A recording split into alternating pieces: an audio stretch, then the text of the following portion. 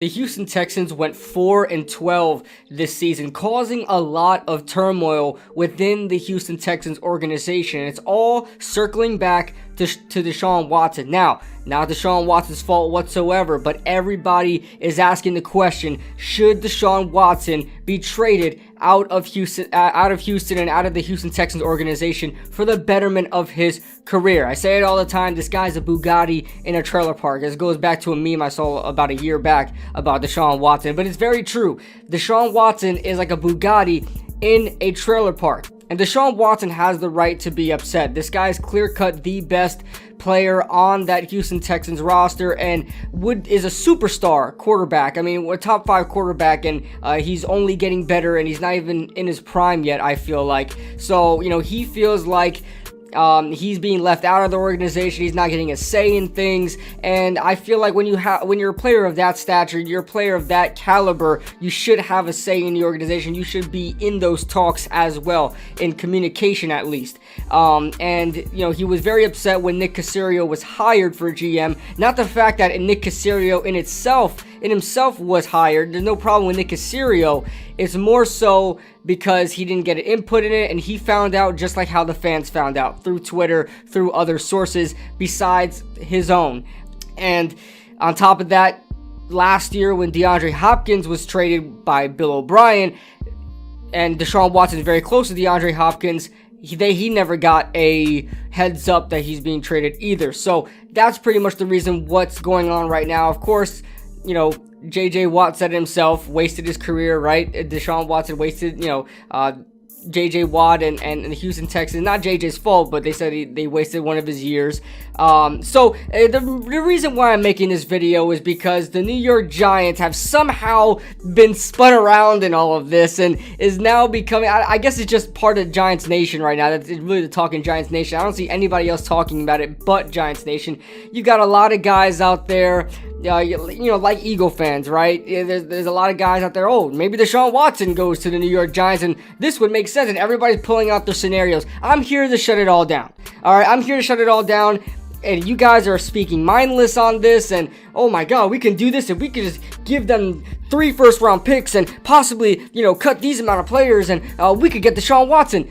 You guys aren't thinking about this correctly, alright? So, allow me to do that. Let's get right onto the video. Cue the intro.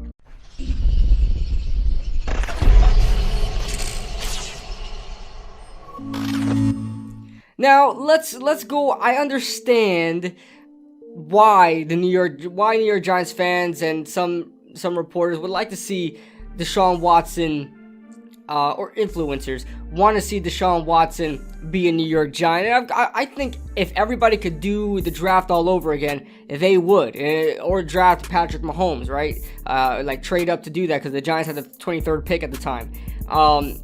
I think everybody would want that. But now that we have Daniel Jones, and I'm not saying he's the be-all, end-all, but we have to continue in the rebuild. We can't skip steps, and I'll get to that in just a second. We cannot skip steps in our rebuild. We are not there yet as a team to handle, first paying off a quarterback that we just drafted, because that is guaranteed money. Whether we trade him or cut him, we have to pay some of his dead cap, and then take on a contract like Deshaun Watson. And we'll get into Deshaun Watson's contract in just a second. But I understand why people want Deshaun Watson here. He's a superstar quarterback. This guy's a game changer.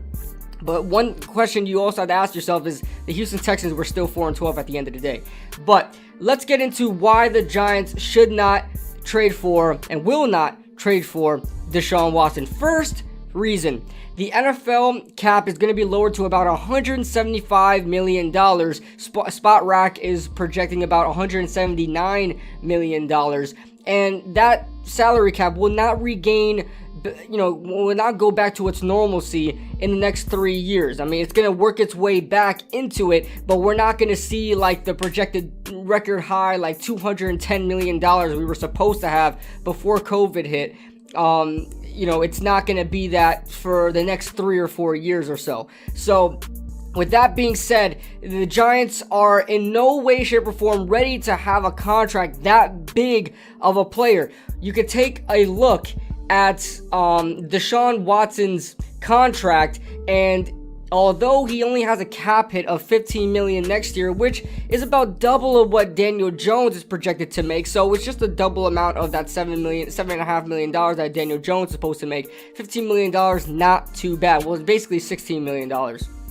But in 2022, that cap hit is going to rise all the way to $40 million. And it's going to remain that way until 2024, where he makes 37. And then 2025, he'll make $32 million. The Giants are in no way, shape, or form ready to hold that cap space. I know a lot of people are like doing the math and creating these scenarios. Spot Rack already came out with it. The new year is kicking in, and the Giants are projected with the new cap estimate. The Giants are projected negative $9 million to start the season. What does that mean? That means the Giants owe money to start the season, along with a lot of these other franchises, because we were not ready for this lower in cap, for this hit in cap space. So the Giants now have to create room just to hold the guys that they already have. So the Giants do not have the means of taking a contract that large and skipping a step in the rebuilding process. The Giants start their rebuild with the quarterback, and if you get another quarterback making $40 million, you're skipping steps here, okay? Daniel Jones was drafted in the 2019 draft, all right? This guy is very, very new in the NFL. We still have him for another 3 or 4 years before we need to pay him. We have him for another 3 years before we need to pay him top quarterback money, if he even deserves it. So the fact that we would even skip those steps, skip 3 or 4 years in the future, and start paying Deshaun Watson $40 million when we're still rebuilding our team is not going in the same direction. It's skipping steps, and you're gonna screw up your rebuild that way. The Giants are in no way, shape, or form ready to do that. And on top of that, the Giants would have to sacrifice about 2 or 3 first-round picks for Deshaun Watson. Now, this draft in 2021 is very, very vital for the Giants in the future. Why is that? Because this may be the last draft that the Giants have where their first round pick is right outside the top 10, if not in the top 10, right? We don't have a pick in the top 10 for the first time in a very long time, first time since 2017. But, for the first time in those years, the Giants now have a pick outside the top 10, and we're only growing from there. So, talk about the next, 2 or 3 first-round picks. The Giants will not have that. Therefore, you guys can't even provide a wide receiver for Deshaun Watson. You think that Deshaun Watson is going to ball out the way he did with the wide receivers that we have? No way. No way. It's not going to happen. And I know a lot of people are going to say, well, Rashad Bateman in the second round, Nico Collins in the second round, these guys aren't game changers like the wide receivers that were in Houston for the last couple of years that helped Deshaun Watson. All right, so you guys need a number 1 wide receiver, and the Giants just don't have that. And you can't go out there and pay a wide receiver in free agency because you're spending $40 million on Deshaun Watson in the next coming years, okay? Even if Deshaun Watson's cap hit is just at $15 million just in this year, 2021, the Giants still have to organize that and manage that if they sign a wide receiver to a bigger contract worth up to even $3 or $4 million. Forget about 5 or 6, just $3 or $4 million. If they want to pay a wide receiver like Allen Robinson or a Kenny Galladay or somebody of that stature, they can't pay that amount because then they'll have a quarterback making $40 million and then a wide receiver making $17-18 million. That's just not going to happen. You're not going to get that. Okay, so it doesn't make any sense. And on top of that, obviously you can't draft any wide receiver because you have no first round picks, and you may have to give up second and thirds as well. All right, so this makes no sense for the New York Giants whatsoever.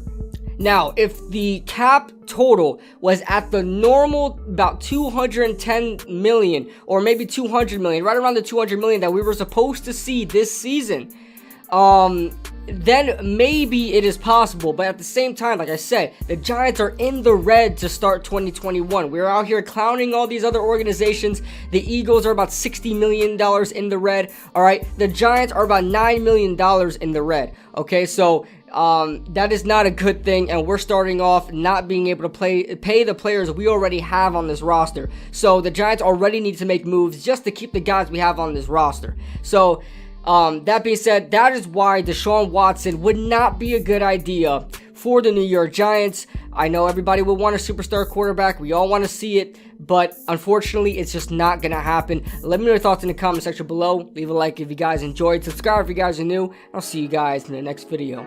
Woo!